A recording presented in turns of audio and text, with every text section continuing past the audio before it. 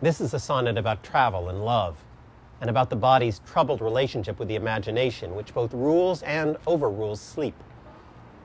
At first, the only thing on the speaker's mind is how worn out his body feels, weary with toil. Those are long, slow, tired opening syllables.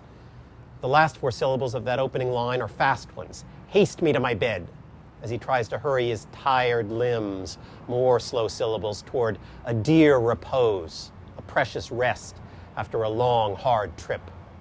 Travel, in line 2, was a pun on travail, meaning a painful, laborious task. In the Quarto, the first edition of this poem, the word was spelled travail, and in Elizabethan spelling, you couldn't really tell the difference, so it links the word toil to the word journey here. But when the body begs to sleep, that exasperating mind decides it's the perfect time to insist on an extended journey, punning on jour, daytime, which the brain insists on pretending it still is, so it can pursue this zealous pilgrimage, this mental voyage of holy passion to the beloved. Abide is almost, but not quite, abed.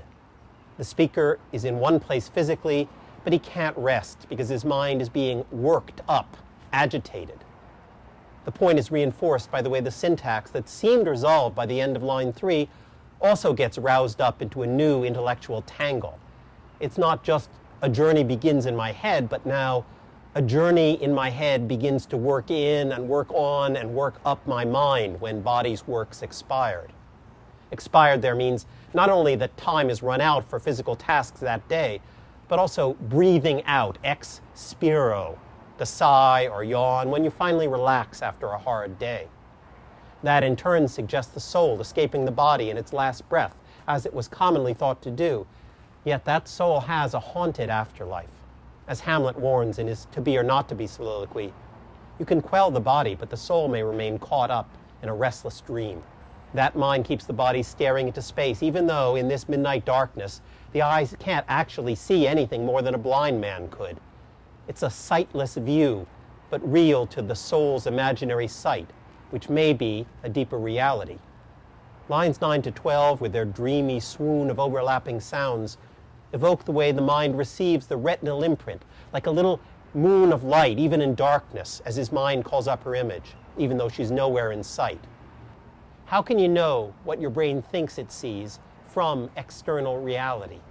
In the middle line of the closing couplet, limbs and night and mind not only echo key words from earlier in the sonnet, but revive the essential struggle over whether the exhausted limbs or the excited mind will control the speaker's night.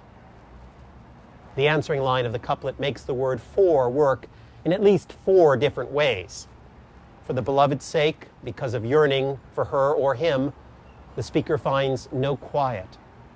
But he also permits no peace and quiet for that beloved either, because even though the beloved's actual body is presumably home in bed and comfortably asleep, for the sake of his passionate bedtime fantasy, he conjures her shadow or ghost in that ghastly night. They're in beds many miles apart, but they're still each disrupting the other's sleep. Day and night, restlessness and exhaustion, body and mind, the reality of the beloved and his thoughts about her, love has tangled all these things up in the speaker as badly as an insomniac's bedsheet.